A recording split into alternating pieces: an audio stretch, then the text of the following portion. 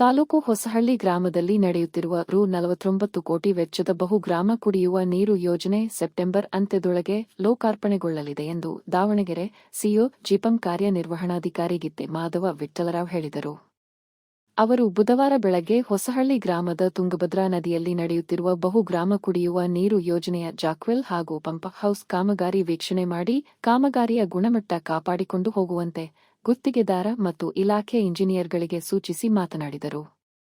ಇದಕ್ಕೂ ಮೊದಲು ಹೊನ್ನಾಳಿ ತಾಲೂಕು ಕ್ಯಾಸಿನಕೆರೆ, ಹುಣಸಘಟ್ಟ ಗ್ರಾಮಕ್ಕೆ ಭೇಟಿ ನೀಡಿ ಅಲ್ಲಿನ ವಸತಿ ರಹಿತರ ಕುಂದುಕೊರತೆ ಆಲಿಸಿ, ಸರ್ಕಾರಿ ಶಾಲೆ, ಆಸ್ಪತ್ರೆ, ಗ್ರಂಥಾಲಯಗಳಿಗೆ ಭೇಟಿ ಕೊಟ್ಟು ಜಲಜೀವನ್ ಮಿಷನ್ ನಳಗಳ ಪರಿಶೀಲನೆ ನಡೆಸಿದರು.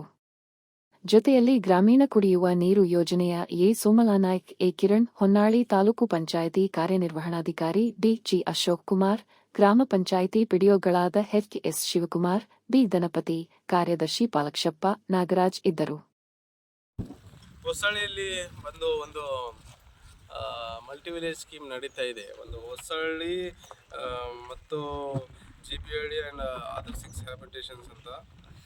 ಸೊ ಒಂದು ಹೊನ್ನಾಳಿ ತಾಲೂಕಲ್ಲಿ 20 ಹ್ಯಾಬಿಟೇಷನ್ಸ್ and GPID and other 6 ಹ್ಯಾಬಿಟೇಷನ್ಸ್ Channagiri taluk.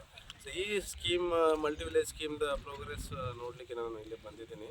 So ಒಂದು ಇಂಟೆಕ್ನೋಲ್ ವೆಲ್ ನೋಡಿದೆ, ಜಾಕ್ವೆಲ್ ಕೆಲಸ ನಡೀತಿದೆ, ಅದನ್ನು ನೋಡಿದೆ. ಸೊ ಈ MESದ ಆಲ್ಮೋಸ್ಟ್ 65% ಕೆಲಸ ಮುಕ್ತಾಯ ಆಗ್ತಾ ಇದೆ. ಸೊ ಗುಣಮಟ್ಟದ ಕಾಮಗಾರಿ ಆಗಬೇಕು, ಆಮೇಲೆ ಸರಿಯಾಗಿ ರೀತಿ ಟೈಮ್ಲಿ ಕಂಪ್ಲೀಷನ್ ಆಗಬೇಕು ಅಂತ ನಾನು ಈಗಲೇ ನಮ್ಮ ಎಲ್ಲ ಇಂಜಿನಿಯರ್ಸ್ಗಳಿಗೆ ಮತ್ತು ಕಾಂಟ್ರಾಕ್ಟರ್ಸ್ಗಳಿಗೆ ನಿರ್ದೇಶನ ಕೊಟ್ಟಿದ್ದೀನಿ. ಸೊ ಅದರ ಪ್ರಕಾರ ಕೆಲಸ ನಡೀತಾ ಇದೆ. ಖಂಡಿತ ನಾವು ವಿದಿನ್ ಟೈಮ್ ಕಂಪ್ಲೀಟ್ ಮಾಡ್ತೀವಿ. ಸರ್, ಇದು ಎಷ್ಟು ದಿವಸದಲ್ಲಿ ಕಂಪ್ಲೀಟ್ ಆಗ್ಬೋದು ಸರ್? ಸೆಪ್ಟೆಂಬರ್ 2026 ಒಳಗಡೆ ಕಂಪ್ಲೀಟ್ ಆಗುತ್ತೆ. ಸರ್, ಈಗ ಇದು ಎಷ್ಟು ಅಮೌಂಟ್? ಇದು 49 crore ಸ್ಕೀಮ್ ಇರೋದು ಇದು.